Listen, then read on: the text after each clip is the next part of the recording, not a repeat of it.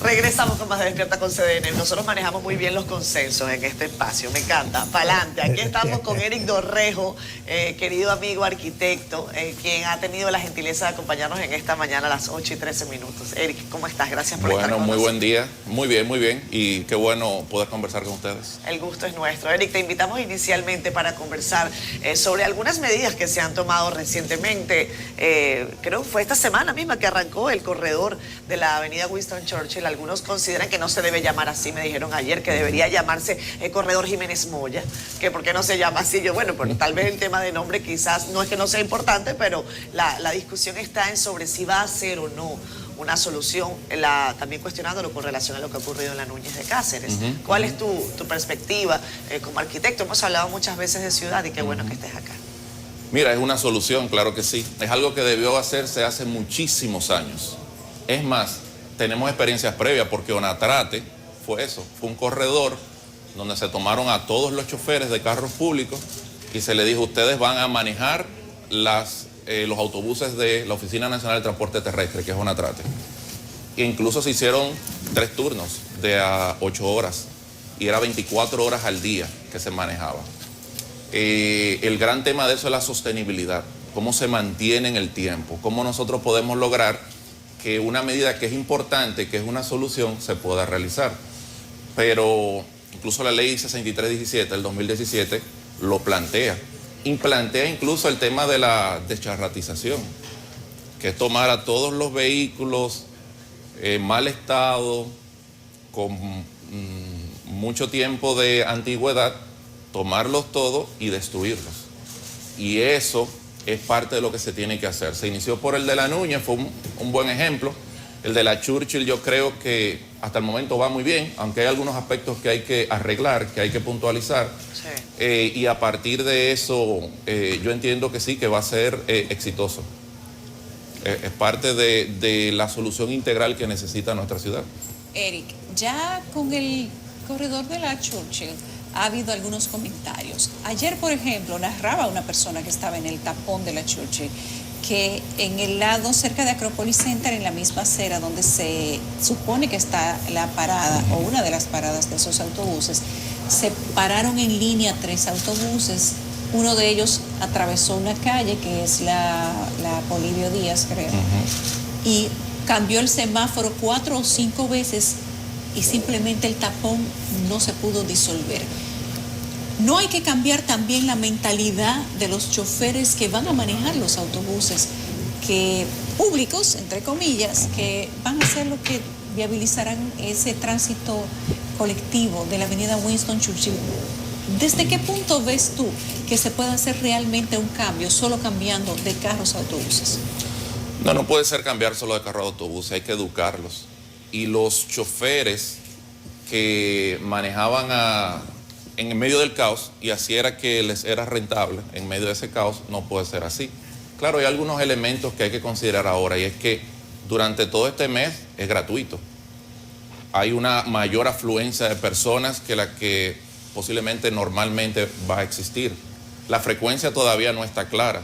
Si te fijas en la intersección de la Kennedy con Churchill, todavía ahí se arman las colas, tratando de tomar autobuses, y hay muchas quejas de que no hay los autobuses suficientes para suplir esa demanda.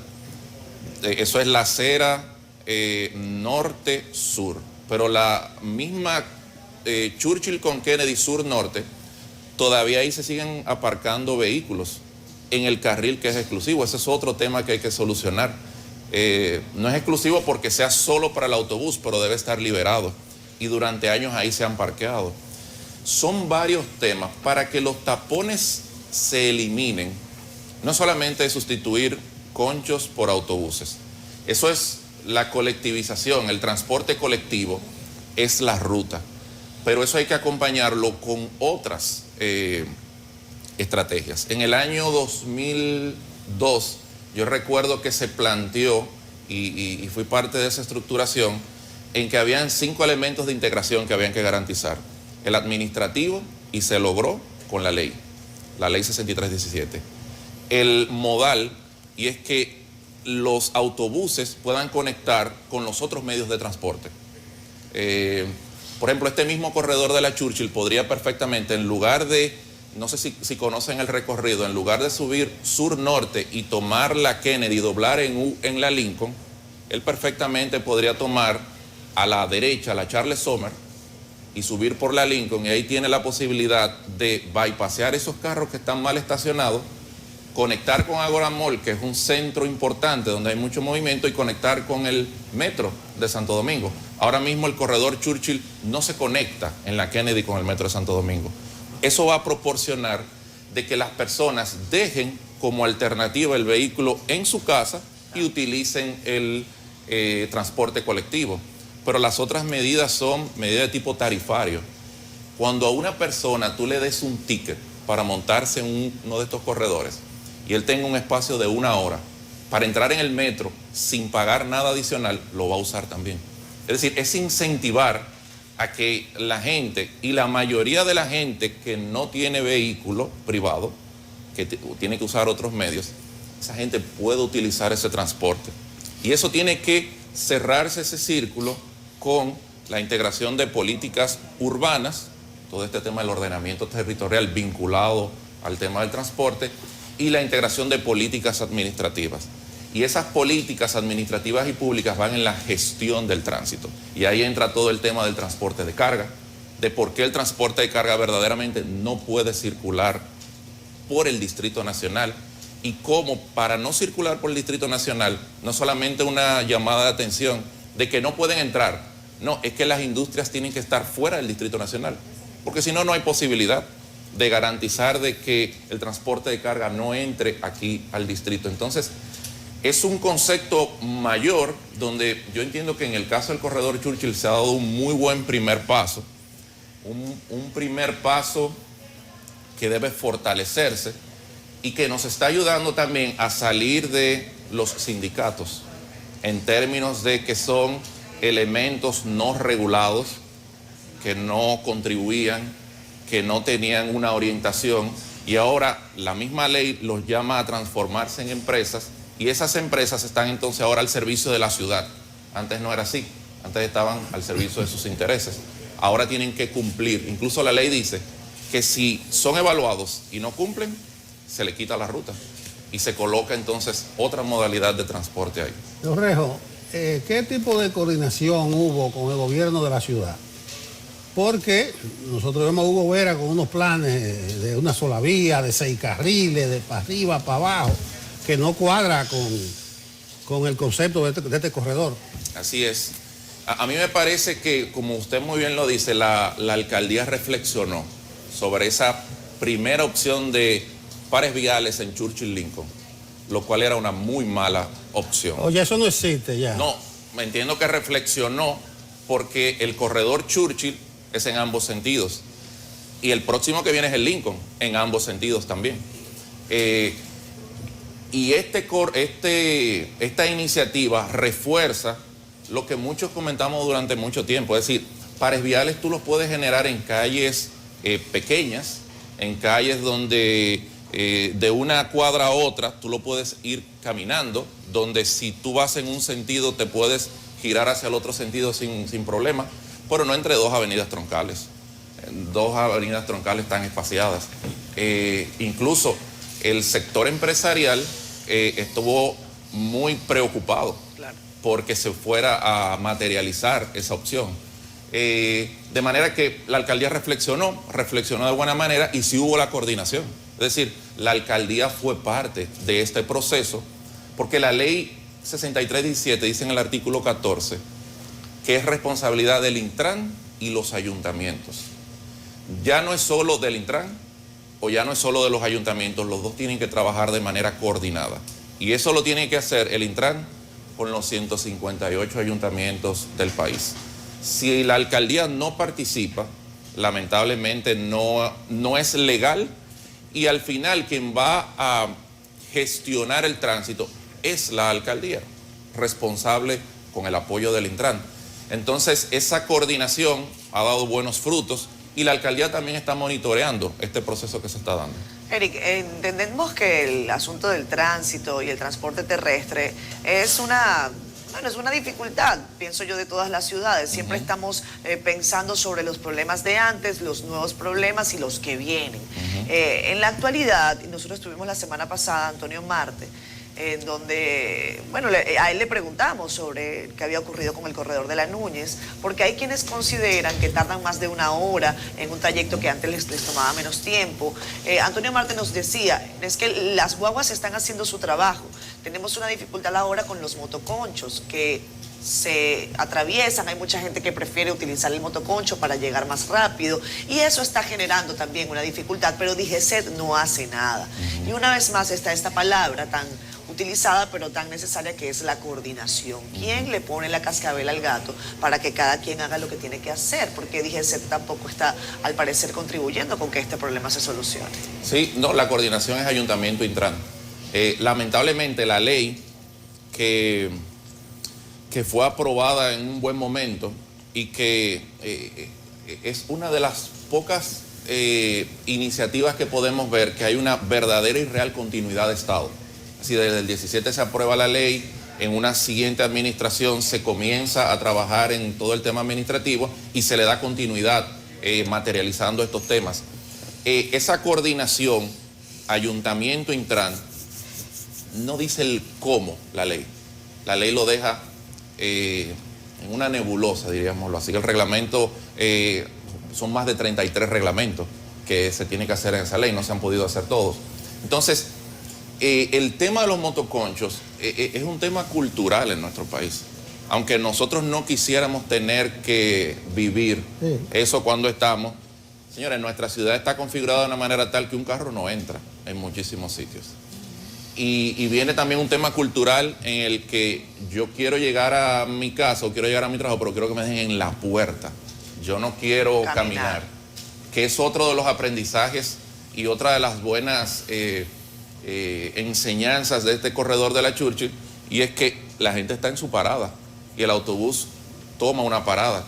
Y ya es muy fácil para los que conducimos en vehículos, no tenemos que estar fildeando el carro público se va a parar en la esquina. Porque si se va a parar en la esquina, entonces tengo que bypasearlo. Y todo eso genera accidentes. Entonces, el tema del motoconcho es una figura cultural que, aunque la ley plantea que hay que irlo resolviendo en el término de la regulación, pero también en el término de la disminución de los mismos, eso va a ser muy difícil. Nosotros tenemos en el país más de 2,5 millones de motocicletas. Y todo el que no tiene un trabajo fijo, o lo sacan de su trabajo, tiene una oportunidad de ingreso rápido. Entonces, a mí me parece que en el corredor de la Núñez, más que los motoconchos, el tema está en que no se han podido satisfacer esos otros elementos de integración que todavía están pendientes. Y sí existen entaponamientos, principalmente en ese cruce de la 27 de febrero, en el cruce de la Kennedy, de la misma Núñez. Eso tiene que resolverse. Y el tema de que la gente piensa que hay mucho espacio es un tema de frecuencia. Y el Intran está llamado a que si la frecuencia de los autobuses no es la suficiente, a demandar de que se incluyan más autobuses. Y la empresa debe responder a eso. Y si no responde, ahí están los mecanismos. Pero tú sientes que DGCET ha sido pasivo en el control, de alguna manera, de los motoconchos en el país, pese a que sea una práctica cultural, lo que queramos. Sí, ahí lo que pasa es que hay un problema de fondo, y es que no tenemos registro de los motocicletas. Se quiso iniciar un proceso, se inició pero no se concluyó. Son 2,5 millones de motocicletas. Es decir, hay un problema también desde la concepción, desde la creación, la configuración, el diseño de la motocicleta. Se vende por partes, por piezas, al final que llega. Hay todo un tema ahí con la DGI. Y quienes deben registrar las motocicletas son los ayuntamientos. Mientras no tengamos el registro, es muy difícil para la DGCET aplicar también la regulación. Y los agentes, si ponen una contravención, algo que no existe, quedó en el aire. Entonces, es todo un tema mucho más complejo que la labor que pueda hacer DGCET con los motoconchos. Y me parece que la primera parte es por el registro global de estas. Y que esto permita incluso, y la ley lo dice, que los que se van a dedicar a transporte de pasajeros tienen que ser fiscalizados, no pueden ser las 2,5 millones de motocicletas, porque ya ustedes saben el caos en que estaríamos. Sí, yo digo que la verdadera institucionalización del país, la revolución democrática, comienza por el problema eléctrico y por el transporte. La gente dice, no, la educación, pero aquí está así. Son medidas que vamos a ver, ojalá que cumplan su objetivo, pero la ciudad sigue siendo poco amigable en múltiples aspectos. No sé tú ahora cómo la ves desde arriba, sí. Desde un dron. Sí. Mire, los procesos de transformación de la ciudad no se cumplen ni en un cuatrenio político, ni en una generación ni siquiera. Hay temas del beneficio de la ciudad que los estamos observando hoy y se generaron hace 30 y 40 años. Es decir, liberar, o no liberar, sino tomar una franja de nuestra ciudad y reservarla para parque, como el Mirador, como el Botánico, como el Parque Mirador del Norte o el Mirador del Sur. En ese momento era simplemente estamos reservando tierra. Pero hoy en día el Mirador del Sur tiene en la Anacaona la zona con el precio de la tierra más alto del país. Y el metro cuadrado de construcción también es bastante elevado. Y todo eso ha incidido incluso en la mejoría del sector empresarial, en la plusvalía de eso. Entonces, la ciudad lamentablemente necesita estos procesos, pero esos procesos deben iniciarse ya. Y sí, vivimos en un caos. Y es lamentable que durante años se estén tomando más medidas cosméticas que medidas estructurales. Y las medidas cosméticas nos van a dar un bonito parque, un buen pintado, pero estructuralmente entonces no vamos a tener una ciudad que nos va a permitir... Eric Dorrego. Eric Dorrego, estás con nosotros. Eric también es, voy a buscar el título, director de Políticas de Desarrollo de la Zona Fronteriza. Correcto. Es una dirección adscrita al Ministerio de Economía y Planificación. Correcto. Eric, se han anunciado varios proyectos para Zona Fronteriza. Yo pienso que el de Pedernales está en la mirada de todo el mundo. ¿Cuál es la apreciación que ustedes tienen y cuáles son las estrategias que se están manejando? Bueno, casualmente desde la dirección estamos trabajando cómo estos proyectos que son clave para la presente administración se articulan a el rezago histórico de la zona fronteriza. Un rezago son 10.800 kilómetros donde hay 498.000 personas y ahí está la provincia más pobre del país y 5 de los 7 municipios más pobres del país.